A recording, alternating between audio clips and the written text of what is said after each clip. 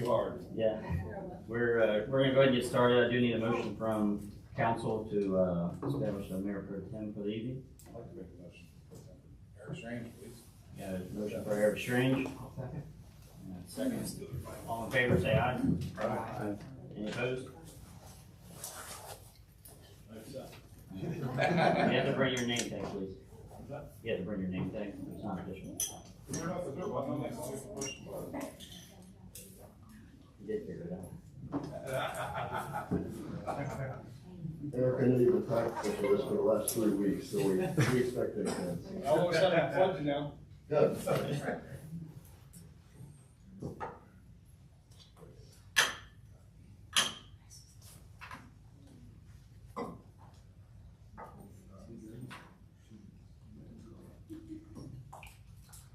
Alright, so we got the pledge, right? So, roll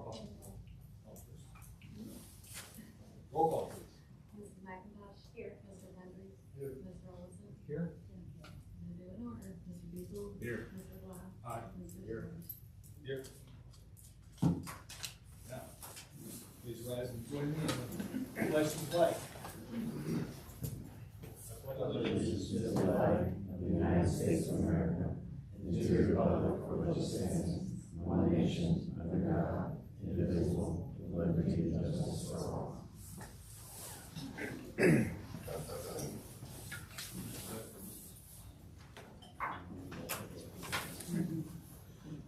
Alright, so we've got, approval of the February minutes. Do I have a motion? Motion to approve. Second.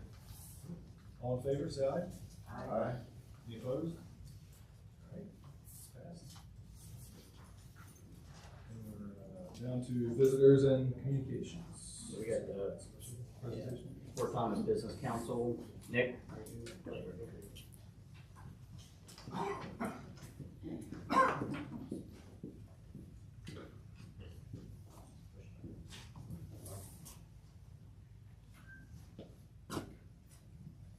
Hello, so I'm Nick Rolfe. I'm with Gross Insurance, and this is Jessica Hurley with Walter Realtors.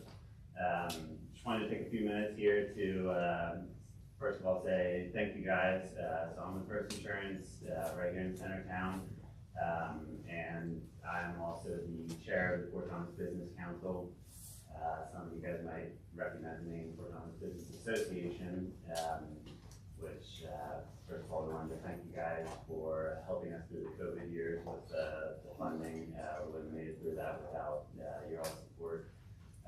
But kind of coming out of COVID, we were trying to rebuild things, and we actually partnered with Northern Kentucky Chamber to become the Fort Thomas Business Council for a multitude of reasons, but it gives us a lot more resources. It takes a lot of the heavy lift off of us as the volunteers. And it's giving us a lot more traction.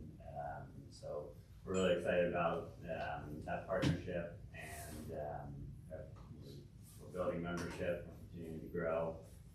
We've had some great meetings already this year, which Jessica's going to touch on in a minute. We actually have a pretty jam-packed year. We meet once a month. We'd love to see you guys all come out.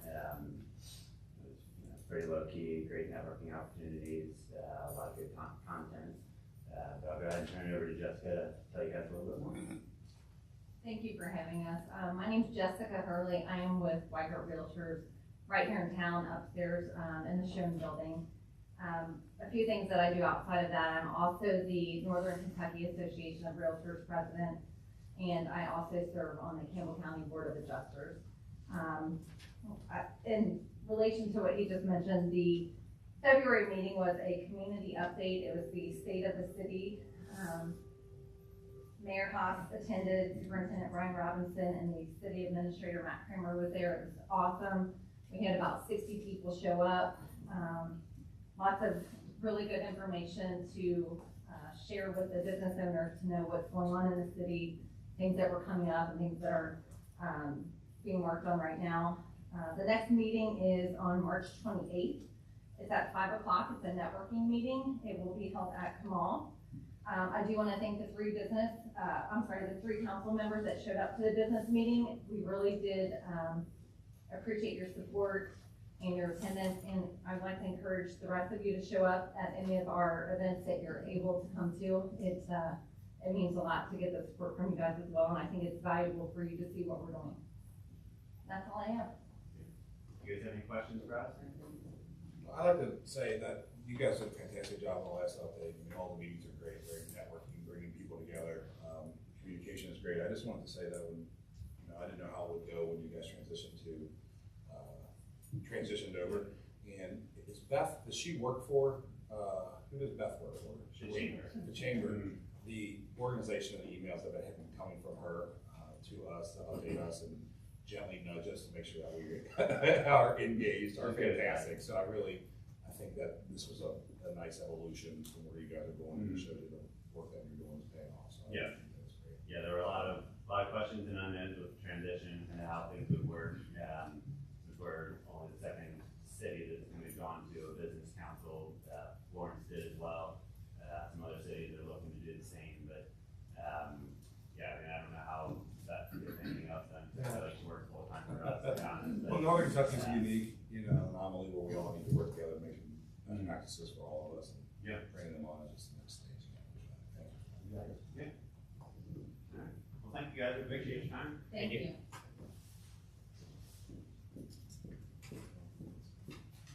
All right, other visitors who have signed in, I guess we have, looks like Vicky Fennell first.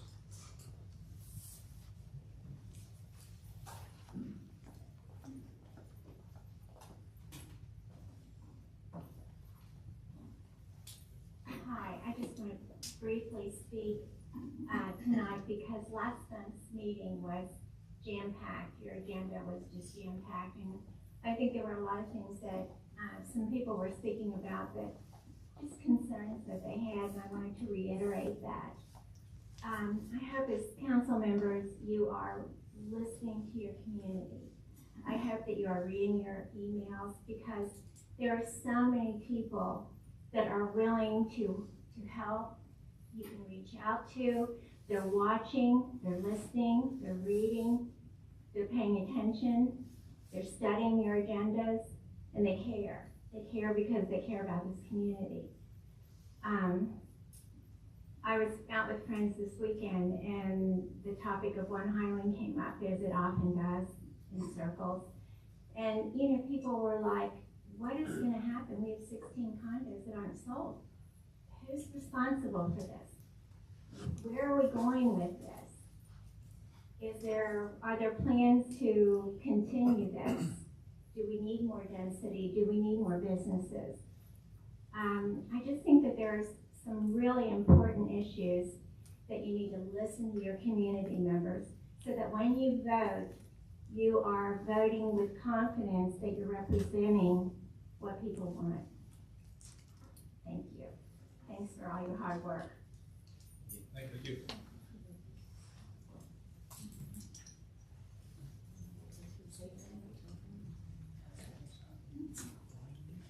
Everybody. 26 off one? Okay, mine's gonna be slightly longer. Sharon's gonna pass out some packets. I'm Tiffany Huber from 26 Hawthorne Avenue. The first page of this packet really is to provide community input into the public record dated today. And what we really wanted to make sure is that sometimes when minutes are taken, or it might be somebody else's interpretation, we just wanted to make sure that our council people got 100% of what we were trying to say when it comes to the comprehensive plan and when it comes to zoning. We want less density. We want minimal impact to the residential areas. We want significant green space and barriers between residential and non-residential zones, reducing light, noise, and site noise. Not overloading our schools, ensuring the well-being of the community as a whole, not just a handful of individuals or businesses. We want historic preservation, small town feel, city in a park, not a park in the city. And by the way, I just want to say what a great job we've done with our parks. And I know that that's the result of the people in this group. We want to review and update the 2018 comprehensive plan to reflect true community input.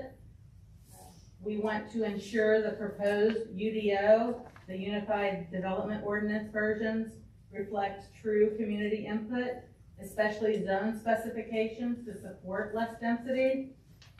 We want streamlined versions of the proposed UDO. It's like over 400 pages so that there's better counsel and citizen understanding and engagement, specifically the differences between how it is today and how it will be in the future.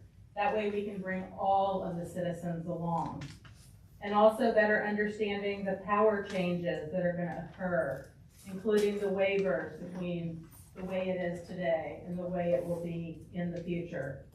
So we're submitting this into record tonight. It will also be submitted at the Planning and Zoning Commission, and we'll also be handing it directly to Alyssa Duffy Rogers from CT Consultants. So can I ask you all just to close your eyes for a moment? And just imagine we're back in 2017. Our town, Fort Thomas, is truly unique, an absolute gem spread over 5.2 square miles. Abundant with small charm and character. A walkable city boasting excellent schools, close-knit neighborhoods where everyone knows one another, thriving small businesses, and quaint boutique shops. Diverse homes with very few looking alike. Everything we need is within approximately 5 miles and within a 20-minute drive. And we could access all the amenities we desired. Being close to a big city with vast offerings added to the appeal. Whether strolling through town or driving home from work, every corner really reminds us of the blessing of living in such a one-of-a-kind town. And we call this our cherished home, Fort Thomas.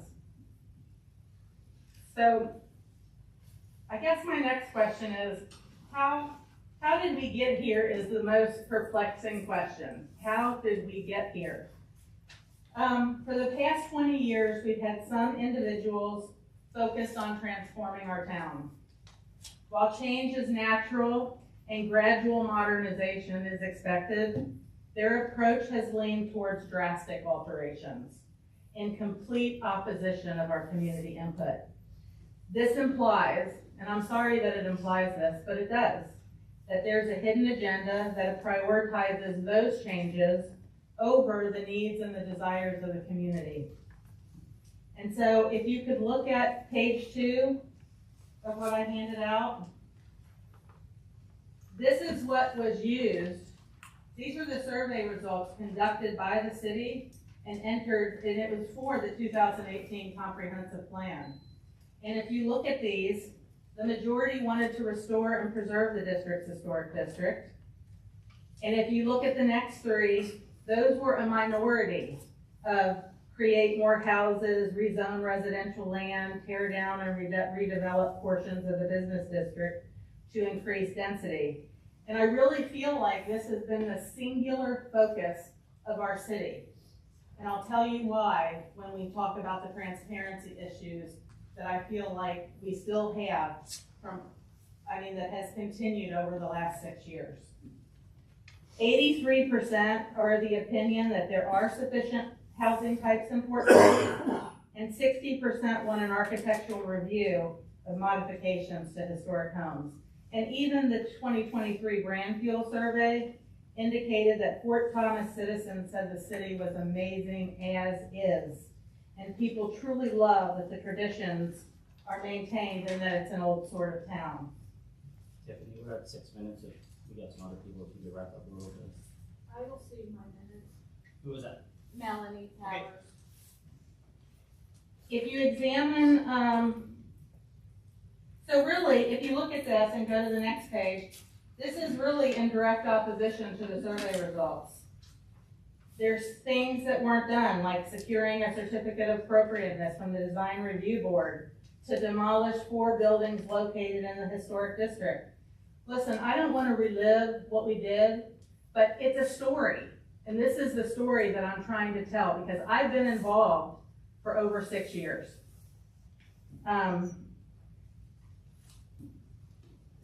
And we put up 50-foot high buildings. They disregarded most of the design review guidelines. There are still residents who are dealing with green space and barriers that really were not prioritized to ensure minimal impact of residents in that area, especially light and noise. The city has increased the density. CT consultants, even last week at the joint meeting, asked the city council if they would approve of a density proposal. Is that something you all want? Is 48 one-bedroom apartments per acre along Alexandria Pike, US 27? What are the citizens to think when we're providing input about what we want and everything that we ask for is in direct opposition? This is where we've got some serious issues going on. The city neglected to incorporate the correct findings into the comprehensive plan. Even when confronted with the accurate information, they still did not revise the plan accordingly. This creates the appearance that the city proposed and then cherry-picked the minority results in the comprehensive plan to support their positions of the proposals in draft 3 of the Unified Development Ordinance. And I'm sorry to say this, but it's true. I'm speaking the truth here. There's been a lack of transparency for 6 years. Let me go back here. When creating the city's 2018 community plan, 6 committees were formed, one of which was the Land and Use Committee. This committee was used by a select few to ensure a certain agenda was included in the plan, even though it represented a minority view. And there are lots of people on that zoning committee that can tell you and give you feedback, and I ask you to seek that out. Why this is important is because now it's being used as a majority view, and it squarely contradicts the desires of the community. So let's talk about transparency. Let's go back to 2018 when there was a text amendment for a storage facility that was proposed with only a 7-day response time for citizens. I know the max required by KRS. We've been asking for 6 years since then that we would like an email alert notification capability, allowing for quicker notification. That allows your citizens to be more engaged. And it's more transparency of what's happening in the city. Have you made some improvements? Yes. But the number one thing we asked for was this email notification capability. We don't hear about it. Nobody brings it up. It's not a priority for you all. We asked that we get more notice than the required by KRS. We were told we would get as much notice as possible. And you guys can go back to the council meetings and review them because it's in there. We asked that the planning meetings be taped. Again, how many more excuses can we have about this planning meeting not being taped? It's embarrassing. We asked the city to use a survey tool like SurveyMonkey to garner more citizen feedback in a timely manner. We asked for versions of the community plan back then to show the revisioning of the plan because we would provide input at the meeting and then we would show up at the next meeting and it didn't appear that the information that the citizens provided input on actually made it into the plan. And I do thank the city and CT for putting the versions of the UDO out on the website. It's very nice, thank you. We're well over 10 minutes. What is- You can have mine. So in every meeting, it's been emphasized how important the community plan is, because it serves as the guiding foundation for the zone code changes. But as soon as we start on the comprehensive plan, it seems like the comprehensive plan doesn't matter at all. We're just moving full speed ahead with the zoning changes. Is anyone following this absolute absurdity at this point? I mean, it's absurd. Citizens are engaging, but they are limited by the city's lack of transparency. And the priorities of the city, based on their actions alone, not your words, but your actions, is that its own desires are above that of the citizens. And I feel like we have to work together a lot better, and we need to be heard. We don't keep coming to these meetings because we want to make anybody's life miserable. We keep coming to these meetings because the community is saying, we don't want something that I feel like people are pushing down our throats, and that we have to have this. And yet the city is really not giving any reason why. Why the rush? What is going on behind the scenes that's not being shared with citizens that we need these types of proposals? How did it get started in the first place? So many questions, mostly left unanswered or unattended to. And so one of the things that I'm reaching out and saying to each of you is I'm saying, please, let's look at what the city wants. We know that we need, that over time, there will be modernization. Why are the proposals that are seeming to go into this plan so drastic? I'm not going to read the lack of transparency, but there's a lot on those 2 pages. And like I said, so the only thing that can lead you to believe is that I feel like some of the goals are being cherry-picked, put into the comprehensive plan. Now they're being used to support zoning changes that somebody wants, that we don't know who those people are, but it's not anybody out here that I know of, unless you want to raise your hand and say otherwise. So we seek the boards of council's full support to expedite the following. We would like you to prioritize the citizens' needs instead of the select few. We ask that you preserve our small town atmosphere. We really are a gem. Protect our residential neighborhoods and maintain the historic character of this town. Review and update the 2018 comprehensive plan with factual community input. This was previously ignored when it was asked. Pause the zone code process and enlist an external independent attorney who specializes in zoning issues now to review how we got here in the first place and do a full review of the proposed UDO and any final draft. And I would ask that please, after 6 years of asking over and over and over again, please require the city to make transparency a priority for us. Videotaping the board and commission meetings now. Starting on the email alert capability. Allow for visitor communication before and after agenda discussions. Half the time we show up, we don't really know what's going to be discussed. Substantive agendas, that will help with the communication piece. And please, for yourself, use the survey tool. It'll be more efficient for you to engage the community and get their input in a timely manner. If the city needs more help because you don't have enough people to do it, let's get it. Because to me, transparency is paramount. Otherwise, you have no trust between the city and the citizens. Thank you for listening and supporting the citizens by resolving these critical issues.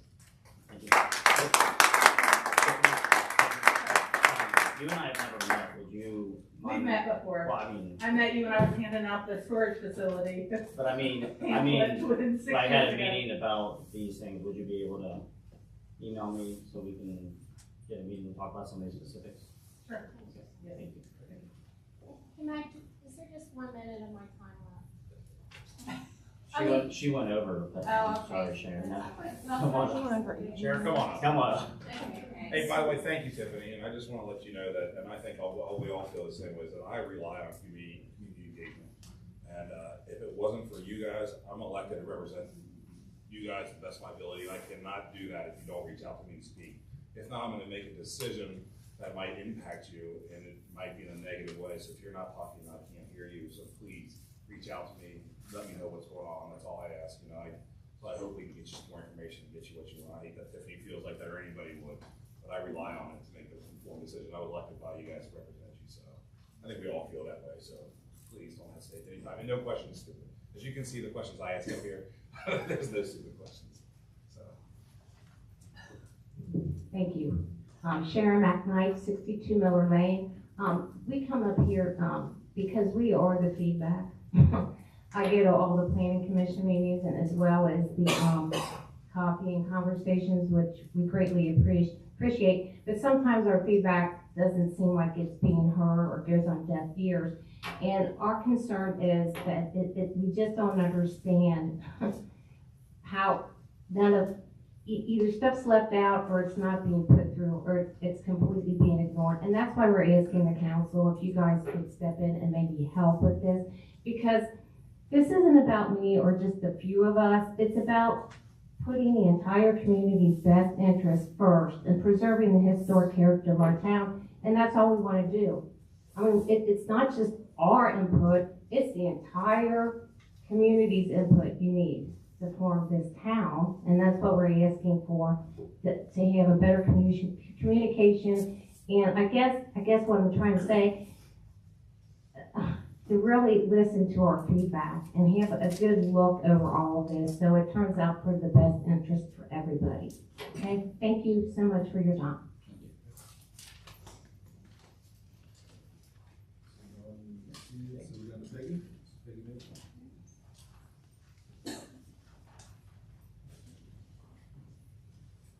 Well, I'm here to talk about the same subject tonight, but I just want to point out that page 7 of the 2018 comprehensive plan has only 6 words on the entire page. And those words are, begin with the end in mind. This quote from Stephen Covey's 7 Habits of Highly Effective People applies to all aspects of life, from child rearing, and I know a lot of you have young kids up here, to home remodeling. This might be my last opportunity to address council before you go into your deep dive session to review the proposed zoning code. So what I'd like to talk to you tonight is what it means to begin with the end in mind. Dave Wormald of the Planning Commission told you last month that once the zoning code is passed, the Planning Commission will need to abide by it. In fact, one Planning Commission member approached me after a meeting and told me that he felt that he had no choice but to vote for One Highland. So this complete rewrite of the zoning ordinance is very important, and it's of extreme importance that in crafting the zoning ordinance, we begin with the end in mind. So what does this end look like that we need to keep in mind? Well, the answer is provided by so many surveys, so many people talking. The people are saying the same thing over and over again. The Brand Fuel survey told us that the majority of Fort Thomas citizens want to, quote, keep Fort Thomas the way it is. So what does it look like? What does it look like to keep Fort Thomas the way it is? What keep Fort Thomas the way it is does not mean is the buildings will never be torn down and nothing can ever change, or that we can't have progress here in Fort Thomas. What keeping Fort Thomas the way it is does mean is that the city is run in a way that is reflective of the overall vision from the comprehensive plan, for example. On page 11 of the comprehensive plan, there's a description of what the end is that must be kept in mind when crafting a new zoning code. And that includes maintaining a family-friendly bedroom community with safe streets, excellent schools, and cultural heritage. Added to this vision are the results of the survey done at the time of the comp plan that Tiffany talked about, and what we've heard over and over and over again the past 2.5 years. And the result is that keeping Fort Thomas the way it is means essentially 3 things. Number 1, preserving our small town character and charm. Number 2, preserving our residential bedroom community nature. And number 3, honoring our historic heritage. Yet the desires of the community as reflected in the community survey were not incorporated at all into the strategy sections of the zoning portions of the comprehensive plan, which instead is replete with language about increasing density in Fort Thomas and adding new housing types. A vision which calls for a radical redesign of our business districts, which calls for increased density. I had the privilege of meeting with 3 of you all during the month of February, and all 3 of the council people who I've met with told me the same thing. They have not had one constituent tell them that they were in favor of increased density in Fort Thomas. I've given you a handout tonight, and you can take a look at this at your leisure. But what this is a document that CT created in 2021. It was given out at the first Planning Commission meeting that I ever attended in October of 2021. This was CT's idea of what it looked like to effectuate the community plan. This handout is a proposed revision of our current zoning code, not a complete rewrite as we have now. And it was for the CBD alone. Elisa Duffy Rogers told us that CT consultants were engaged in 2021 only for the purpose of rezoning our CBD. And I'm talking about the CBD right here by the city building. What this redesign looked like was first row houses, 50 feet tall, 4 stories, 18 feet wide, 8 to a building, 10 feet between those two buildings, although buildings with 8 row houses, set back only 10 feet from the sidewalk. Also included in their vision for the CBD were large multifamily buildings, 52 feet high, 4 stories tall, 200 feet wide, wider than One Highland, with 0 front setbacks and with multiple buildings on a parcel. This was CT's interpretation of the comp plan, and I don't blame them. This is exactly what the comp plan calls for: increased density and a radical redesign of our town. This particular proposal has been taken off the table, but problematic areas still exist. For example, last year around this time, I was in a coffee and conversation meeting, and the group asked Elisa just to look outside. And we said, if we want to keep Fort Thomas the way it is, which everybody's telling me to do over and over again, what did she have in her zoning toolbox to do that? She looked out the window and said, well, if we want to keep the small town charm and we want to do this bedroom residential community, we need to limit building height to 35 feet, and we need to limit the buildings to small, to individual buildings with 2 stories each. And I met with a lot of you, and a lot of us did, and we talked about this plan: 2 stories, 35 feet, maybe up into 40 if we want to increase some ceiling height. That plan was never presented to you at the next month. The next month was a joint planning commission city council meeting, and what was presented to you that month was not 2-story buildings, but 3-story buildings. 2-story buildings weren't even presented as an option. I'll give her my time. Thank you. What's on the building right now, what's on the table right now in zoning draft 3 for the CBD are 3-story, 40-foot buildings with a width of 185 feet on this east side of the street and for all of the Midway, the size of One Highland in width. Added to that, the current draft allows for the zoning administrator on their own, without any input from y'all, without any input from planning commission, to allow for a 10% height variance. So make those buildings 44 feet. In addition, last month, a plan was presented to you by CT Consultants to allow for 50-foot buildings with residential units on top of commercial uses in the commercial districts. All of these proposals reflect the increased density called for in the comp plan. All of these proposals are opposed to keeping Fort Thomas the way it is. What Brand Fuel survey told you, what the 2018 survey told you, and what people keep saying over and over again. So what to do? First and foremost, I ask you to keep the end in mind when considering what to keep and what to revise in the proposed zoning code. And what that is again, number 1, maintaining our small character and charm. Number 2, preserving the fabric of our city as a residential bedroom community.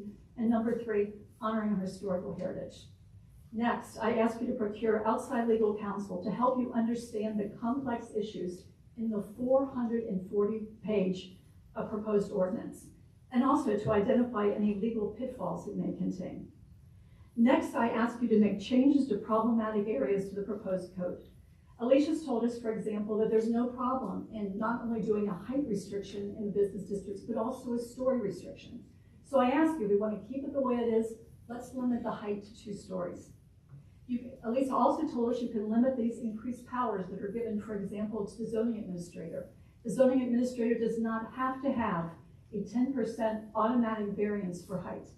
When we talk about those 55-foot buildings in the commercial districts, if we keep that 10% variance without any input whatsoever, we're talking about 55-foot buildings that we don't even see in Fort Thomas. Finally, I ask you to just walk outside and look around.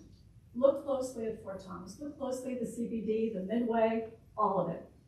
And think about what it will take to keep it the way it is, and to please act to preserve the unique, wonderful city that we call home.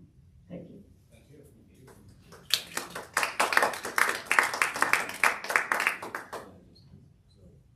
Next we have Mary Beth. Oh. So excited. How are you guys tonight? I wanted to say, everything they said was literally a repeat of the last council meeting I was at in August of 22. The exact same issues, the same words. This is kind of scary, guys, really. Anyway, I'm not here on that issue, but. Can you give your name and address? Mary Beth Stencil. I live, actually that is the very first thing I'm starting off with. I live at the intersection, not really an intersection, but the meeting point of Delta and Sargent, back behind the soccer field. So I'm getting to go through all that fun stuff right now. And yeah, so just to kind of tell you what brought me here tonight, on Thursday, the 29th of February, about 7:15, I was awakened out of my bed at a horrible banging on my door. It was my next door neighbor, and I'm still bleary, who came to tell me at my house. I literally sit at that intersection. You keep coming back from the soccer field, go drive into the living room. Then a bus hit my car. Can you imagine a bus back there? And I must have still looked bleary. He said, oh, it's a tour bus. But it's not a tour bus. That's one of those little things that, you know, takes you home to the stars. This was a Greyhound-sized bus. Yeah, there were two of them. And what happened was, they said they were following Google Maps. They were going to the Army Reserve to pick up some reservists for deployments. And followed the map. They might have been a new company that hadn't warned them, and came up Delta. And I have my own documents here. Can you take one, please? This is, I don't know how many of you have been back to Delta, coming up off of River Road, but it is a sharp curve coming up the hill. It's very bad. No sooner get on it than you have to do this other turn to get up the hill. You have a 90-degree or less turn, and then another one at the top of the hill, coming around to Franklin, to where it's gonna go down onto Sargent. This comes off River Road, right? It's Yes, yes, right down there at the bottom. Those pictures I took that afternoon of where the buses came up. That's grinding up that yard right there at the corner because they could not make that turn. I don't even know how they did it. My neighbor who lives at the southwest corner of Franklin, right there, that other street, told me that the semis, the big trucks delivering appliances or furniture or anything, frequently hit his little cinder block wall and are gonna knock it out. So, my concern is, did they miss the turn on the Army Reserve Road? I don't know. They said they were following Google Maps. And I personally, I only moved in last December, a year ago, have had 3 people come into my house who have gotten lost because it says, go up Delta from River Road, instead of go up Army Reserve Road, right?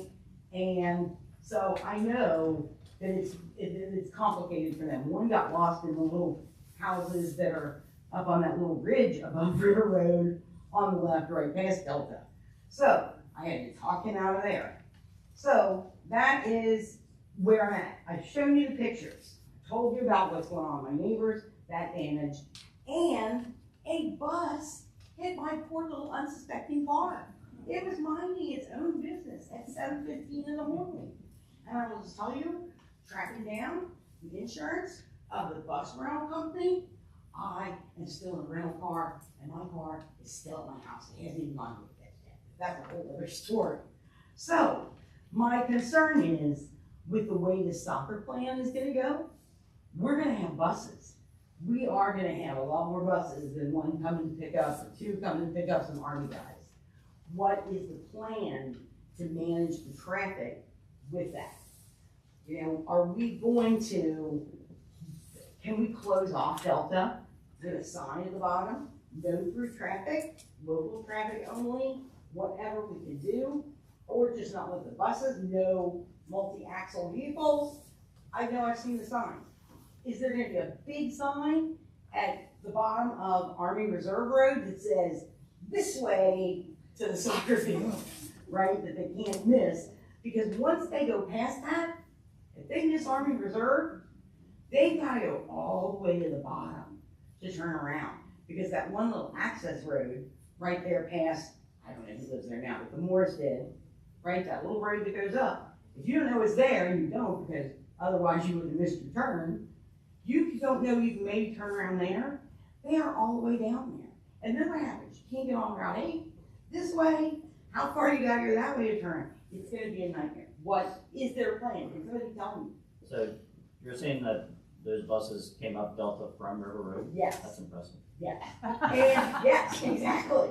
And not only that, but he had hit my car before I came down. But they started to keep going down Sargent, all the way to that first bend that goes around.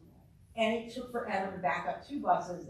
The cops came, very nice officer. In fact, I think we had 3 or 4 of them to get them back out because they had to back out that whole road of Sargent back to Army Reserve. How many, is this the only time that's happened? This is the only time it's happened so far. I've never seen buses. Yeah, deployment. Right, I'll look at some of the Google map and those are not easy Yeah. to fix, but there's no reason we can't have some really good signage at the bottom of Delta, because nobody but you guys should be going. Exactly, but trucks come up there all the time. Okay. Because that's what Google Maps says. What kind of trucks are coming up besides the bus? Like big panel trucks, Just delivering like cabinets, clothes deliveries, furniture, stuff like that? Okay. appliances, all that kind of stuff. Okay.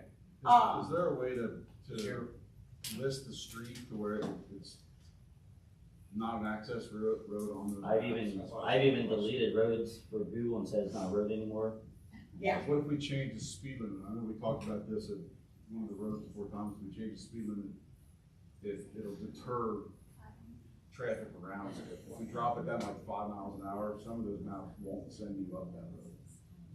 Yeah, it's still telling Google and making them, I've had worse trouble with Apple Maps than Google, but no, is this phone number here good for you? Yes, it is. Okay, let me take a look at that, because we can definitely put some Yes, signage and down you there.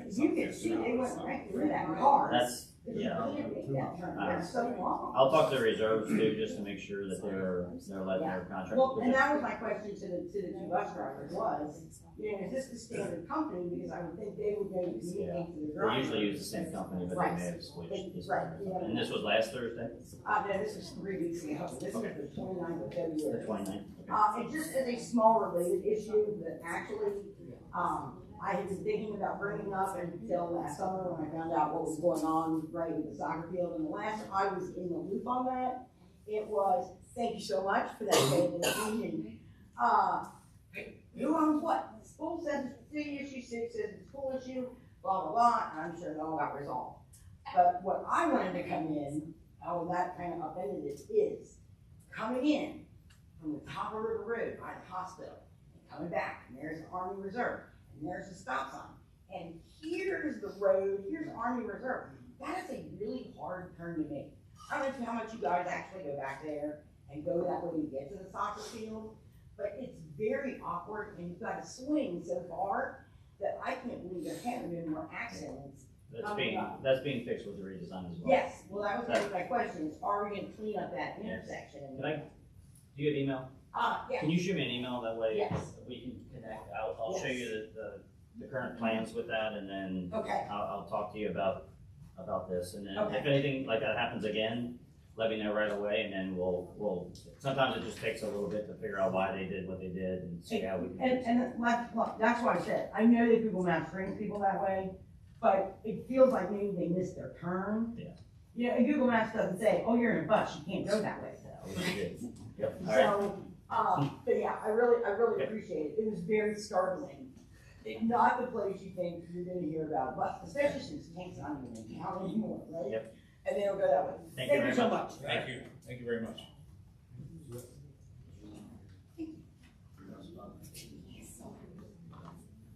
Are there any, we're gonna change things up a little bit, are there any local businesses that wanna come up and give a plug to their business? We said we were gonna do it a couple meetings ago, but we keep forgetting to do it, so.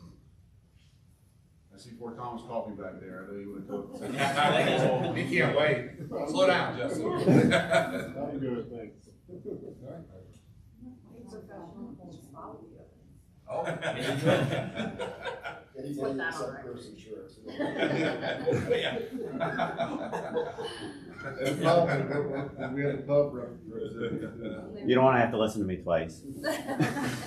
Speaking of Megan, I know you came in late, there was a couple late visitors, does anybody, and missed the sign up sheet, did anybody else want to say anything? Came in late? No, thank you. Thanks for asking. Thank you, Sheriff. That takes us down to the reports of officers, and we have the fire department. Mr. Strange and council. So this week has been an abnormally busy week for us with EMS and with fire runs. We've been to 3 structure fires, with the 3rd one being today. So that's a good segue into me to remind everyone, since a couple weeks ago, we changed our clocks is to change your batteries, your smoke detectors, and make sure your smoke detectors are working. I do know that our annual report was sent out this month as well. It's a monthly, and I'll entertain any questions. Thank you. So we have a Receive and file. motion to receive and file. I'll move to receive and file. Here, a second. All those in favor, say aye. Aye.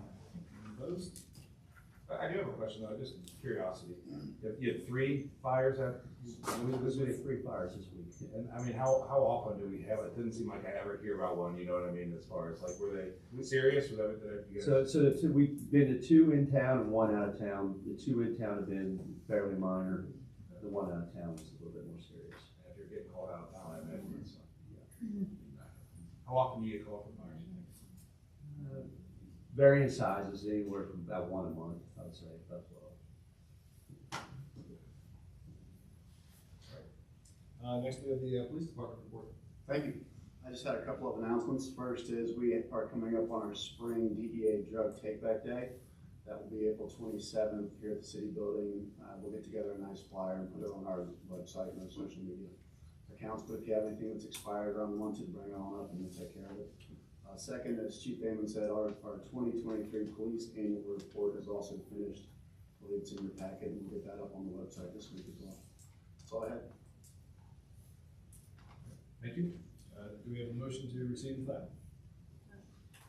Second? Second. All those in favor, say aye. Aye. Any opposed? All right. Great to be Thank full you. of next month, by the way. Oh, thanks. Yeah, I think that's a great addition. I think it's you know, it's a necessity. I think a lot of people are questioning it, but we do have kind of a main corridor here with 471, and you just never know when that's gonna be handy. It's nice that was paid for by donations as well too. I'd like to make a quick plug too, I just thought of, just for the community, we have a few Fort Thomas Lions Club members here, and the Lions Club Pancake Breakfast is on Sunday, here it's up at the middle school cafeteria, or high school cafeteria rather. It's 8 to 1, and it's a great family event, good food, and it supports a good cause, so, please join us if you're able to. I am bringing somebody who lives right across the street from the school who's never been, and she's lived there for 18 years. I'm shocked. I'm shocked. I hope you were in theater. You missed your call. I was not. Before I turn it over to you for business plugs, I'll be at the Post on April 9th doing trivia night, so. What's the topic that night? The topic is movie and music through the decades. We're starting in the 70s and rolling right through. Different kind of meeting. What date are you there? There's some people to show up. Yeah. The 8th? April 9th, Tuesday. Day after the eclipse. So we're on to the city administrator report. Thank you, sir. I have a long list here, unfortunately. So I do have 2 pieces of legislation that I had emailed council. I don't know if they saw them. These are municipal orders that were brought to me today of 2 appointees, reappointments that expired, and one expired 2 days ago, and the other one will be expired in 2 days. So I don't know if anybody in council was able to look at that, if that's something you guys want to entertain to add today, or if we want to hold that till next month. If we hold it to next month, those 2 won't be able to be at their board meetings. I mean, it won't be the end of the world, but I don't like around it. What's that? Yeah, it's not their fault. It's just an oversight on our part. But one is Jim Heineke, who's the chair of the Board of Adjustments, and then the other one is Dan Fowler for the Planning Commission. So if council wanted to make a motion to put those on to vote, if not, we can do something different and wait till April. So I apologize for the very late notice, and it's not something I like to do, but it's just one of those situations I thought I'd bring up to council and get your opinion before we move on. Who was the first one you mentioned? Jim Beinecke. He's the chair of the Board of Adjustments. We didn't hear the second one, Matt. Sorry. Taylor? Dan Taylor for the Planning Commission. Table him for Is there a way of next. doing extensions? Or what? No, it just won't be able to, and again, it is what it is. It's a staff's fault, so it's on us. We can wait till April and have this discussion if that makes everybody more comfortable. I'm fine with that too. So I bring it up to But council. they've both been on for about 40 years. Yeah. I've looked at it today, is it time to review them? Or is it something that we feel like we want some more time to think about it, or is it? I mean, the only difference is just the planning, planning commission, we've been, going through the zoning. So, and I know they're probably not gonna do a full 4 years, but, because they have talked about once they get to 40, that they're probably gonna be stepping off. Again, we have this discussion, for next month. Yeah. I think that's what I think they have 40 years of They get volunteers pension in here. Yeah. It's a full pension. They're waiting 40 years of Not even board. one. $0 is what they get paid, so that's. I'm not hearing anything. I'll move on if we're. I don't know what's the feeling of the council. I wasn't aware until this, just now, so. Yeah, alright, and it's extremely late, so let's just move on. Yep, let's move on. Like I said, I just was gonna bring it up because it's something that was out there. Okay, we have our staff's been working heavily on the budget all the staff the last couple of weeks, but from the rest of us probably even longer. We are looking to do a finance committee meeting, the first finance committee meeting next month, probably the week before council. So I'll be sending that out to the finance committee to discuss the city projects that'll be included in the 24-25 budget. Just to discuss the overall budget and then also to discuss the tax rate, all in that meeting there. And then just for schedule purposes, we're gonna try to do, we should have everything together and have council have plenty of time for review to do a first reading in May and then a second reading in June, as opposed to 2 readings in June this year. So that's what we're on target. Obviously, those can all change as needed. So just to let everybody know about the budget. Tower Park Playground is obviously in full swing. If everybody has stopped by, it's worth taking a look at what they're doing. Mid-States should be starting here in the next week, and Mid-States are the ones that are actually putting the equipment in. They should be completed. They're all a month behind. They should be completed by the 24th of June, and we should have everything completed by 1 July. And yes, I'm nervous, but July 4th. Got to close. Yeah, July 4th was the drop dead where I had a good conversation with him last Wednesday on site. So, is there any chance that it could open up if there's a chance that some of the equipment might not? It's going to be open by July 4th. I just didn't know. I'm not fighting hundreds of kids. Like, it's going to be open at some level. Yeah, some level, that's yeah. what I meant. So, of course, I haven't told the contractors that, but I mean, it's just how are you going to hold that back? Yeah. I'm not the one that's going to take all the beatings. Mayor Pro Tem that one. Right. Lauren will be there. I'll just go out of town. So, we talked about the swim club land swap. I've been working on that for the last way too long. So I think we've gotten to a point where actually last month when we changed the plans for the street program, actually kind of lost some leverage with them. What we were gonna do is just swap the land like we had, the access we have right in the middle of their property. We were just gonna switch it to the side. Through conversations, they wanted us to take the rest of the property they own that actually connects to Highland Park, which I'm not opposed to. It's pretty steep, and the only thing it does is add liability to the city for trees and stuff. So it's nothing that bad, but it's attached to our property already, so I don't have a problem with that. I did negotiate with them to pay for half of the survey because adding on that extra cost or extra land is going to cost more. They did come back this week and say that since we don't have part of that, my argument was, hey, you won't have the street assessment on that. I've lost that now. So they're wanting to do it without them paying for the survey and just doing the swap. So Survey, to see how what much was the survey? it's like 7,000. So I personally don't think we should be asking, we're asking from them and not, you know what I mean? So Yeah, that I mean, there's should be benefits for a deal both, breaker. but yeah, so if it's okay with council, I'm gonna go ahead and move forward with removing the 3,300 and just make the deal happen unless anybody strongly objects. I know you and I have talked in the past, but I'm gonna go ahead and move forward, okay? But there's all, I did want to make, I was looking at the plans you sent over today that we'll discuss here a little bit about the road and access down there. And I wanted to ensure, I know that road is, how wide is that through there, most of the width through there? I'm thinking 25, give me a second. Yeah, it's not, it's almost not Talking wide about enough for. on two James, you mean? cars. Yeah, Or just around that. on the way, corner or are there, you yeah. talking about to the way back? The way back, just Oh. basically what we're swapping. I know it's a little narrow, so, and I understand that, you know, there is It's about access. 20 feet. How long? 20 feet, 20 feet, and what are 2 cars?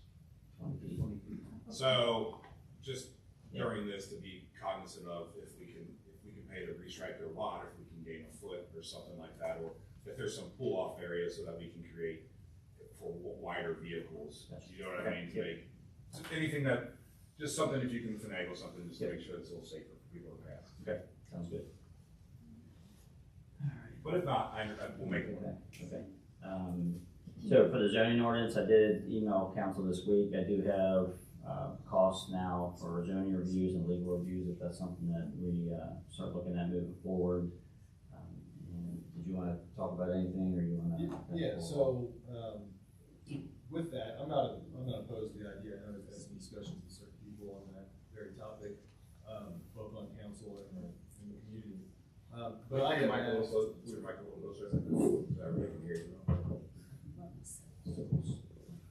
So I've asked the, working through, the city administrator to, ask for a report from CT Consultants that looks at all of the major changes that have taken place since we started the process. So all the way through, this isn't from phase 2 to phase 3 change, but anything that we have existing today and where it stands in terms of the proposal at this point.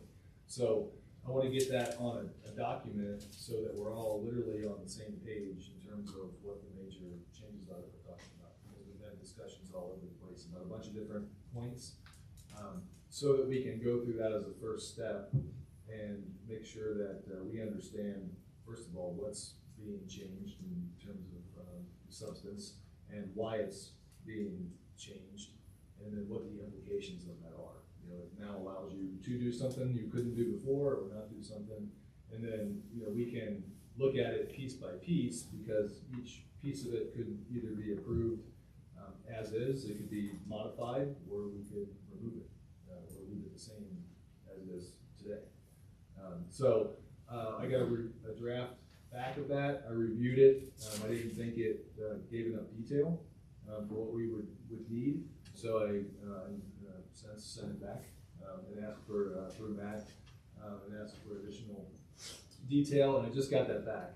So I'm looking at it now, just to making sure that, you know, what I'm asking for is in there, and then at that point we can disseminate it to the rest of the council. That's the goal from the beginning. Do we have an idea when that would be? When we would all get to see it? I'm going through it right now. I just got it. That second, it's a summary, it's a condensed version. It's 17 pages. So it's taken 400 and whatever it is, 450, down to 17 pages of the substantive changes. I think that is So as soon as I can get through that, which should be soon, you know, I just want to make sure it's something that's, you know, adds enough detail that we're getting what we need. I think that is a great idea, and looking at how much detailed as it is, I would err on caution, because I would think that CT Consultants has been from where we are, stage 1 to stage 2 to stage 3. I'd be concerned that they were a little snowblind on what, because I've actually asked Elisa a couple questions that she didn't know the answer to, where it seemed like it was something very obvious and very big. So, and the reason I'm saying this is, if we wait a month before we get that, then we've just pushed everything back a month, because I may still want to have an outside counsel look at this. So now we've extended it another month. And then I actually had another point that I wanted to bring up, that once and I haven't heard about this at all, once the planning commission and CT consultants have completed phase 3. And let's say that's after we look at a document where they're pointing out that they believe their own changes are substantial. Is there going to be a public review period? In other words, we shouldn't be getting this on the middle of June and then voting on it on July, which is the plan. I think there should be a minimum of a month, maybe 2 months, where you allow public to review this final document, give them a chance to come in and talk to another meeting of the planning commission and the council, where they actually can give their input on what, from everything I see, is not taken during this whole process. So they elected me, and I'm saying what they want. So the question is, will the public have a period to review the final phase 3 before we even vote on it? Yeah, I mean, right now, and he's gonna talk a little bit more, but right now, our May, everything will be complete before our May, like the draft, before our May meeting with council, right? And then it wouldn't be voted on for another month, so there's at least a month there. Will there be an opportunity for the city to get in front of planning commission and council? If we can make another meeting, I think that would be good. I thought you had one on the books already. Didn't we just get an email saying we had one more? that's for, yeah, I mean, That's actually before the finalized phase 3. That's just on a couple aspects. It's on a couple of the articles. I think it's June 19th. Is that the combination meeting? So it is. Or is that the 4-hour session, June 19th? 4 hours. That's May. It's May 14th. And you know, to reiterate what Andy said is, not really reiterate, I need time, you know, I mean, I think all of us learn at a different pace or a different time. I'm dyslexic, ADHD, as most of you are aware of, ADHD, I like to say. You know what I mean? So it takes me a little bit longer to consume some information, especially when it's something that's not in my arena. You know, I'm successful at a couple different businesses because I'm passionate about it and love for it. I can't say I'm passionate about planning and zoning. So I just want to make sure it's done at the correct pace and I can understand this. I love that you're putting this together. I think it's great that you two are working on this. I think it's great you're starting now, but we still haven't finished. So the document you have is going to have to be updated after the phase 3 portion of it, correct? Right. So, but you're getting an outline for it, which I get, right? You got to start somewhere. There's no reason not to start now. But there already are proposed changes that we can. Yeah, put it in there. And that was one of the other points is that, like, Article 1, for example, I've asked for all the changes that would apply to, what's the wording, duties and responsibilities of any of the boards and commissions, so we'll have that, right? And that's, you know, not likely to change at this point. There's also a section there that's waivers and modifications and equivalency, that we could start that process now, so that we can start to understand it better, talk about it. And that, I think, process could inform whether we want some other outside third party to come in, because we would then know what sort of issues we might be wrestling with that we're not comfortable with. Matt, can you give us an overview of your, what you came up with for what it would entail from outside counsel? Yeah, so for the zoning ordinance, so what I did the last few weeks is I went down and met with PDS, with Kent County. So what they've been doing the last 4 years is they've been working on 19 cities zoning. They have an outside firm doing that, obviously, but they're floating.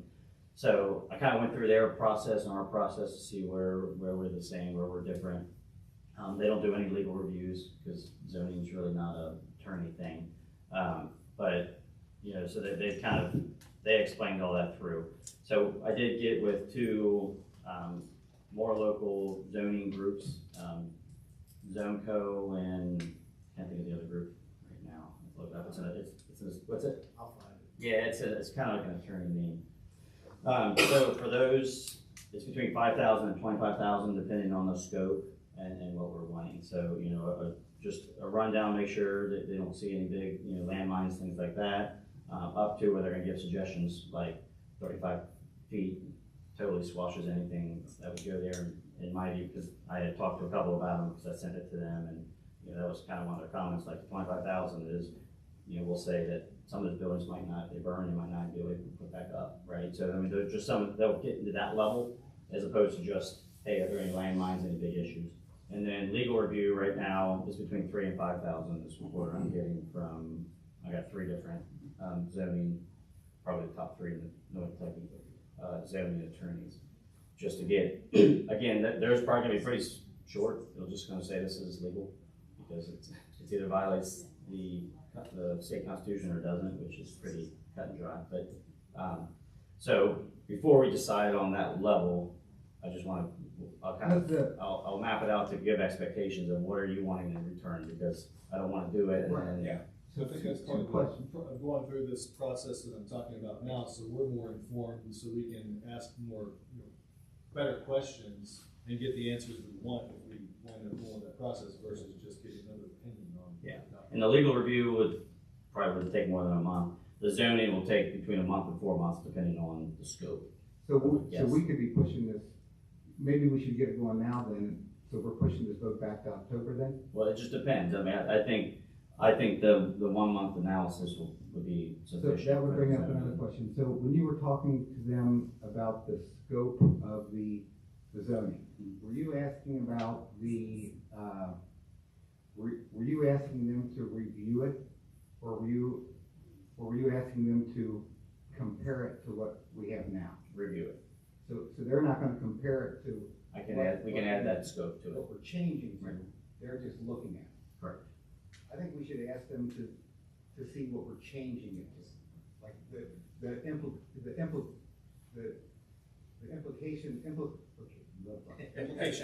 implication of what their changes will do to what we have now. My thought process for suggesting this was basically have an outside opinion who hasn't been looking at this for a long time. Also, the city administration, it was when we asked last month, I think Andy asked why this started, who started it, no one really knew. And then the first document we get and we see is all changes in CBD, and they moved from CBD to the entire city, right? And going through this a lot, I can see there's some pretty obvious changes that need to be made. As I said, it's a different language. I definitely think it would behoove us to have an outside counsel look at it. I was speaking to Andy a little bit earlier about this, and he made a very good point. And I think, Andy, you probably explain it better than me, but I really would like to knock this out. I think you're correct, and I think Andy made a good point. If we take this extra step to get everything done and review it and have it translated for us, because it's a different language, and have it something we can do, and whatever steps we need to take to get there, and somebody outside looking in and telling us something, I think we can get it all done in one vote. I think it's not something that at first I was thinking when I asked you that we should talk about how we want to review this and look at it, but I think going through those stages are the stages that I was thinking about in my head, because I wanted to do it by zone and by section of the ordinance, because it's too much for me to consume if we were doing areas, and if we change one zone, it changes all the other zones. So I was trying to figure out the best way and I talked to Ben about this, you know what I mean? I was trying to figure out the best way for me to understand this, because this is a big deal for us to vote on, you know what I mean? I think planning commission's done a nice job with the direction they have been given, right? And then we're trying to take in consideration on what the people want and trying to meet in the middle and make sure it works. And I would like to see something from the outside, definitely review it. And I honestly think for city dollars, those numbers, I don't think they're worth spending to have someone else do it. And I think that we can lessen that amount with the work that you and Eric are putting in personally. And we can save time by starting sooner than waiting 2 months, then we're just pushed 2 months back. I think we want to do that though at the end of the process, right? We've educated ourselves. Yeah, I think we want to get to phase 3. We have the public comment period, and we've got everything that's going on from now until the end of phase 3, and then. Which will be May, is that what you're saying? 2 months before phase 3? Yes. And I do like it, I love what Andy suggested about giving a chance for the public to consume this as well and get their feedback. Do we have any proposals that have gone in front of planning and zoning that are time sensitive, that are trying to, It's all get done before our changes are made? It's actually been required. I think we've got a couple things on this Wednesday, but neither one of them would be affected by what we're doing here. So, and that's what we've been looking at. Anything that comes up is, if we approve it now, is it going to be not?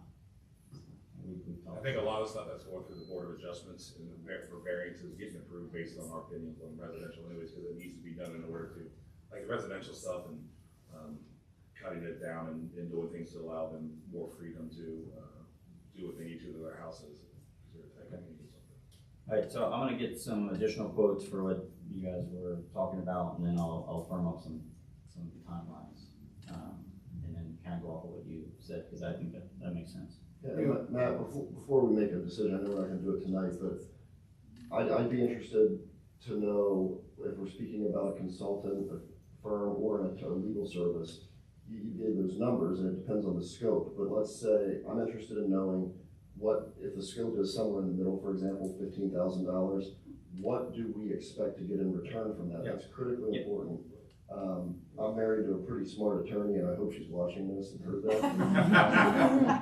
And beautiful, really, I mentioned to her those numbers, and she said, Ben, you're gonna blow through 25 grand before you know it. And maybe she's wrong, but I don't think she is. And so I wanna know what we can expect to get in return for those numbers. Yeah, and that's. I think that's part of what I'm doing now, so that we're better informed on what we need to know more about. Right. Versus just, review the document and give us your opinion, it would be much more pointed than that. I did call, I think Peggy sent someone, to us that in their email she sent, I did call Sean Suter today. Matter of fact, he had talked to you already, and I did not know that you had spoken with him. And Matt's numbers are on point with what he said. They hit the quality review, which is defining the terms, crossing the T's, dotting the I's.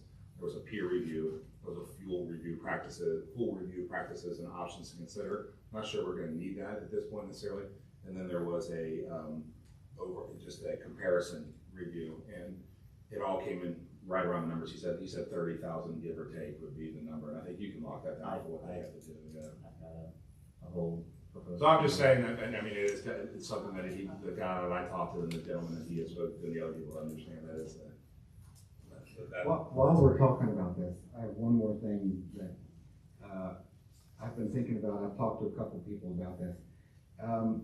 And the reason I'm bringing it up is because time is of the essence. We're going to try and get all this done. Last year, when the proposal to change all the ordinances that pertain to the Design Review Board, Planning Commission, and Board of Adjustment, we made sure that they all stayed resident only. And that was I had my feet in the sand. You guys remember, I was all for it's got to stay resident only. Well, while that happened, in the Design Review Board, we removed a nice sized paragraph to talk about the requirements of being on Design Review Board. And Matt and we've discussed this and talked about it, and I think we're on the same page, and I just want to get the ball rolling. So just to describe to everybody what we talked about, right now, the requirement to become a member of the Design Review Board, and by the way, the Design Review Board, we're very lucky. We have 5. I think they're all architects, are they not? One's a planner, Several architects, they're really qualified. We're very lucky. They're all very qualified.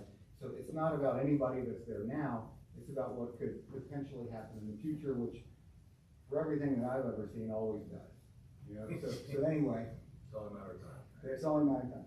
So right now, all resident members to be on the Design Review Board shall have demonstrated an interest or experience in architecture.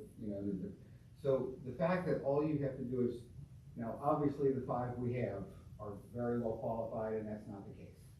But moving forward, I think that there should be something stiffer than showing an interest. I show an interest in architecture, but that does not qualify me to be on the Design Review Board. So my suggestion would be to have a meeting and talk about changing that paragraph in the ordinance to say something like, just a real quick one that I came up with was that at least 2 members should be licensed architects or licensed building designers. At least 1 member should be maybe a landscape architect. At least 1 of the 5 members shall have a background or experience in urban design, and maybe have one to where there's some historical significance. But the fact that all you have to do is show an interest, I think, is unacceptable.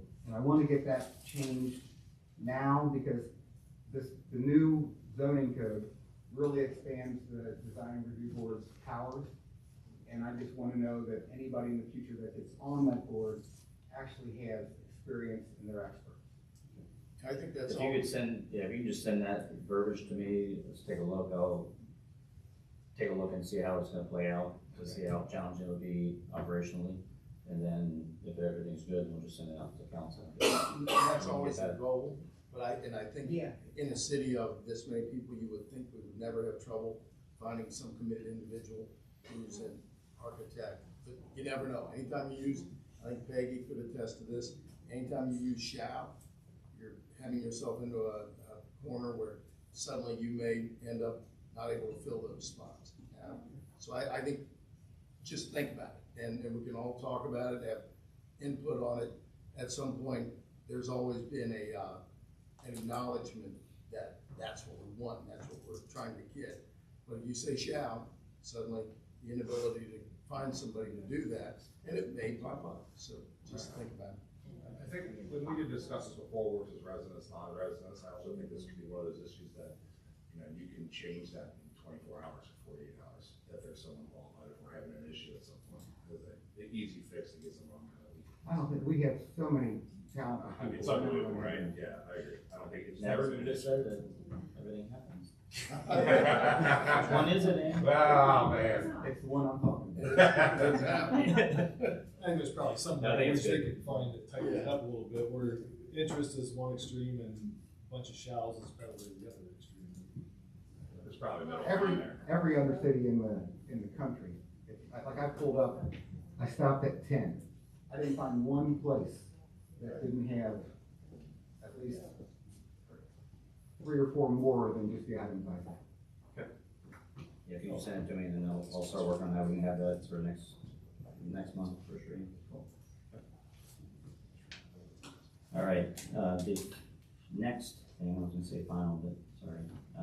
The pickleball at Highland Park, did every council see those, the diagrams and everything? So we've done the borings on both, Highland and on Carlisle Park. And Highland is definitely better, with both being on, fill material. So I've placed that out there. Our estimate right now is a little over 500,000 for Highland Park to have the 6 courts. Six, right? 6 courts, and then the parking lot, which can be expanded. It will not have electric. What else did it say? It won't have lights, it'll have, and it didn't include sound. It just won't have, that's right, it won't have lights, due to the hours, and then that estimate does not have sound barriers, but I am gonna have them include that into the bid packet, which will go out next Thursday, unless council has a issue with that. But that's the plan. I do want it to go out for 3 weeks, which will actually put us out over next council meeting. So what I would like council to do is to give me a approved budget for that if it does come in, at whatever amount you say, that we can move forward without having council to accept the bid, since it isn't in the budget right now. But normally what happens is the council have to vote on the bid. If I already have a budgeted amount, and as long as it comes in under that bid, then we can go ahead and move forward and get it done quicker. So that's just for the timeline. It's up to council, obviously. But So on this Highland Park, I think it's fantastic we're finally moving forward on something here. And they're all north-south, so everybody's aware of that, so they got the directions there. And gonna add more parking is great. The only thing that I was concerned with is you have a walking road just on the north side of the pickleball courts. It looks like a sidewalk. one more time. On the north side of the pickleball courts, it looks like a sidewalk. It is. Is there any chance to widen that to the width of at least one car, where we could put a removable barrier, so if somebody's using those fields in the back, they don't have to carry all the equipment all the way back there to use them? Oh. Do you not like that? You seem to hesitate on that. It is pretty hard sometimes. Yeah, I get that. It's not a tail. Playing poker, I would love you to do that. No, I mean, that is the walkway just to connect the sidewalks for all of it. I mean, we could, but you're talking a lot more. I mean, concrete, you're gonna have to this is not a sidewalk, it'll be a driveway. And that, but then we'd have to have some sort of turnaround because they're not gonna stay on that. Oh, you're right, you're correct. Yeah, it was just a thought, I didn't think about having to turn around. I mean, it's not that far to get that equipment there. And I know that, you know, we talked about no lights due to the fact that we're trying to make as less an impact on the couple of houses that are back there already. Is it something that we wanna, in case that we realize that it's not as big of a nuisance as people are thinking? I mean, Board knows the swim club does make a lot of racket already. That we should have power run to it at this time? It will be power ready. It'll be power ready. Okay, I just wanna confirm that just in case we decide that we might wanna send in ours. You know, if need be at some point and that we're ready. What kind of surface, man? Yeah, we talked that. Sorry? What kind of surface? Asphalt and painted. Did you look into the other surface? What's the The other? soft surface that we talked about? I don't know. Cause, I have to look at the pit. It actually might be that. So Yeah, if you you would can know. can you shoot me an email? I might not know. Yeah, I'm I've glad you looked asked at a that, lot of I'm glad you plans. asked that question. If there's You have my email, right? Can you shoot me an email? I'll shoot it to you. Thank you. If there's a little more cost involved in having some softer surface, because I know a lot of people that play this might have bad knees, or, you know, a lot of people, you know, like I said, it doesn't discriminate, but if we can do something that. Just for an engineer estimate. And that includes the parking lot too, right? And everything down there. That's everything except for sound, the sound stuff. And we can add that at any time once we realize what's going on there. Yeah, but That's definitely. netting, right? Is that all? Hey, can I have one more from the peanut gallery? How high is the fence? It's high. I said it's high. Shoot Well, me that- an email. okay. I'll tell you tomorrow, I'm sorry, I've looked at so many plans, I'm not even. Just bring extra pickleballs. You know, I'm gonna say you 10 can feet. done. It's 10 feet, Okay. that's what I assume. Yeah, the asphalt surface is type 1, so it's a driveway type, so it's not the soft surface. Okay. So could we look into that?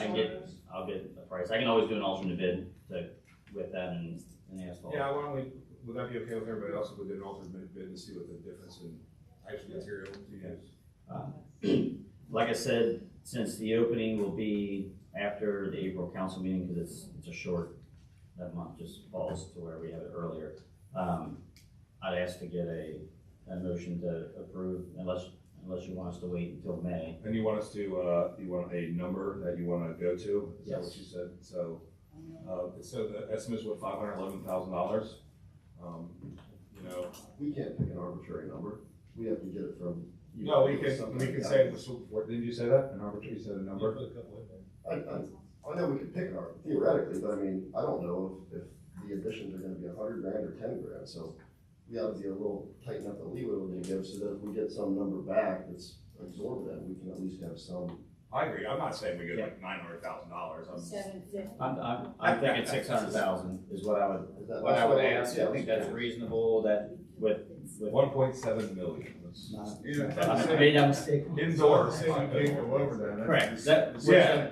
And again, I'll still, when the bids come in, I'm still gonna send to council if there's enough, like, hey, you should do this instead. We can either have a quick meeting, we can roll with that. So I'd like to break ground. I would like to move, as soon as it comes in, I'd like to move with it. Since we, I think 600 is reasonable. No, I do too, I just don't wanna make sure we have some guidance and then have just a motion and move and check. Yeah, I'll make a motion. I'll second. okay, for a budget for 600,000. Sorry, I beg your pardon, I didn't understand the soundproofing, and I apologize, I didn't quite catch that. Is that something that is going to happen, it's just not yet decided, or? Yes, it will be part of the bid. It'll be part of the bid. For the fence, I'm we'll sorry, be I thought we looking. were gonna come back at that and look at that.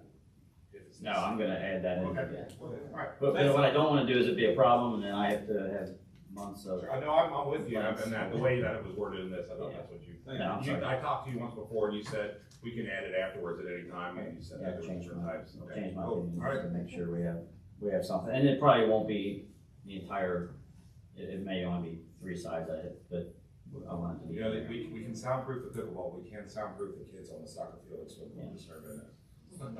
All right, so we have a motion for a budget of 600,000 for the pickleball at Highland Park, we have a first and a second. All in favor, say aye. I think we're spending money, you gotta do a roll call, sure. All of you.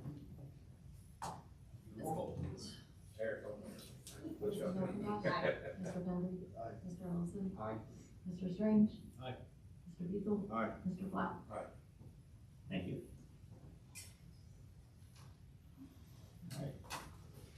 Why Almost there. why we're doing this too, and I've always been a big believer in this, I talked to you about, store field down there. Should we also consider, if we're putting something down there, some kind of storage unit for some equipment for, the practice fields? I would like to consider that as well, something like, you know what I mean, so if we have to do something, if there's any groundwork that has to be done underneath that, you know, we have the equipment down there, so we're not going back there on the lots. Because I think that's nice for those people that gives them more of a reason to use those spots. Deanna Beinecke, I don't know if everybody has seen the book that the city has helped, well, she wrote it, we just made it pretty. So she did an amazing job over the last how many years that she's been working on this.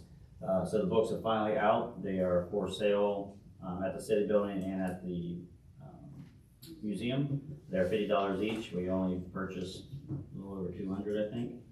All the proceeds will go to the museum. So if anybody's interested in the books, it's a really good book talking about the military base from the present until, from the initial days to the present.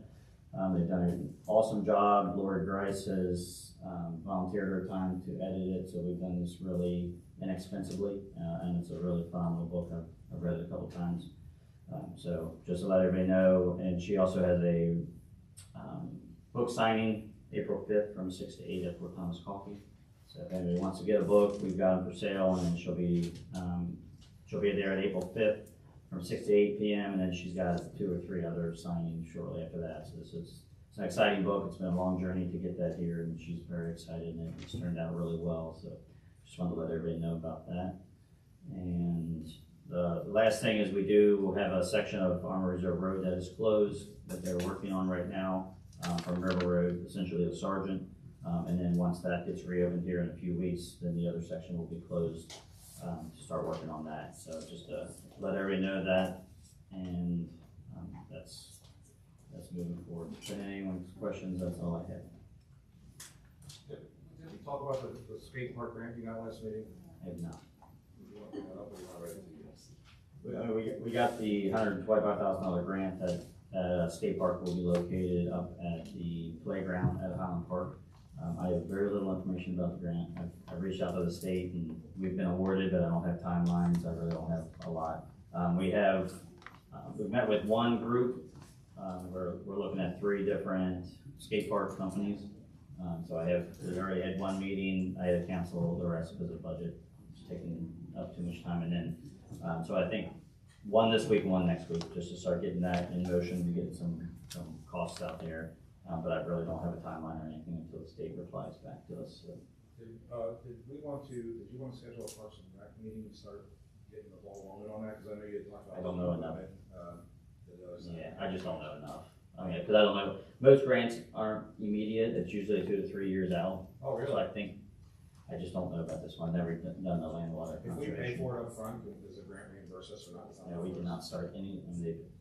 That's the one thing the letter's very clear. Don't start anything, because when I give you money until we say it's time to start. So by April, I should have a lot more information. No, I hoping by the appreciate next you. couple I weeks. appreciate you guys, you and Tommy going down there doing it. That's incredible to get that grant. You know, that's all the competition you were up against for the amount of money that was there. So you guys really knocked it out of the park. Okay, thank you. $125,000. Sure. Which is 50%. Is that what you had to do? You had to match it. Which I think, you know, overall you talked about this. It's where it's going to go, and I think people need to be aware that it's not loud, doesn't cause a lot of traffic, and when you do concrete, it's actually very quiet. There's all these things on it. So if there's any environmental, but it's going to be low to middle tier, so not to draw too much, which will be great for the kids. Anything we can do to get them out. Good, thanks. No old or new business, I don't think, so we're down to the Finance Committee report on disbursements. Report disbursements February 9th and March 15th, 2024. General fund, $454,598.56. Public Works KDOT fund, $36,274.88. CDB revitalization, $6,646.97. Police and Fire Pension Fund, $129,497.88. Total, $627,018.29. We, the undersigned members of the Finance Committee, recommend that warrants number 25036 through 25196 be approved and the treasurer be authorized to issue checks for their payment. Mr. Pembroke, Mr. Pendry, member, Mr. Beazle, member, Mr. Strange, member.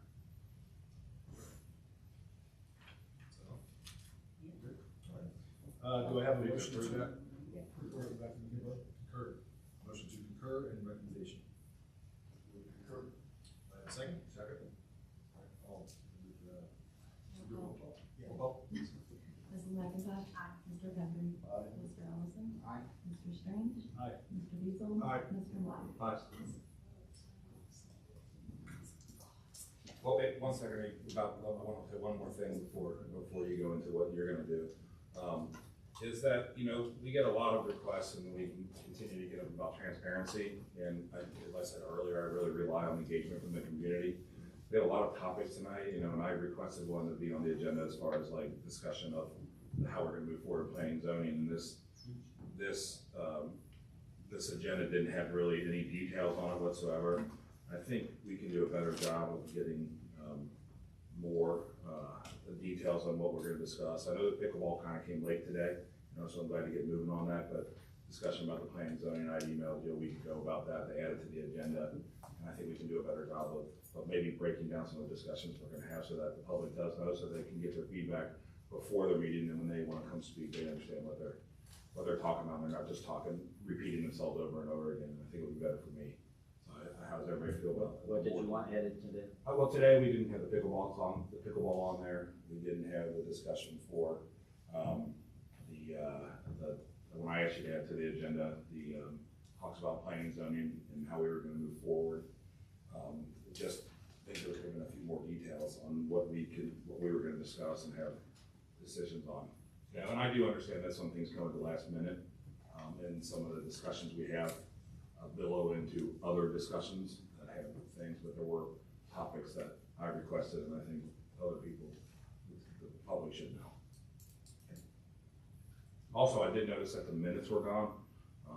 Or not the minutes, the agendas for all the meetings were gone on our website. Did you notice that? That page was removed today from comments we got, because they weren't being updated, but all the agendas are in the minutes, and then they're on the calendar. The agendas are in the minutes? I didn't see them in there. I read through them and it tells you what we did, but it doesn't. Yeah, that's, the first part of the minutes are the agenda. It's got the actual agenda. Okay, I didn't realize that was updated. I didn't see it. Because all that was a duplicate. I understand it was a duplicate, but I didn't see the agenda in the actual minutes. I just saw the minutes. Oh, that one? It's on the calendar. The agenda and then the minutes is on the calendar. But it's not in the previous dates. Like I'm looking at old, when I go back to 2018, let's see. Let's say it only I'm says. not sure about 18. I mean, Or 19 or 20, it doesn't I know matter. the last It's all couple months minutes. I looked at. And it's easier for me if I'm going back to see what the topics of discussion were, and instead of every 2 pages or 3 pages of minutes to break it down, it's easier if I think the agenda for that meeting should be in with the minutes as well. I'll show you, I'll give it to you tomorrow, and I'll show you what I'm looking at, and if it's not what we need. Yeah, and I could have overlooked it. I'm not that great at getting around on it, but I did do it. I made it simple. Sure. Thank you.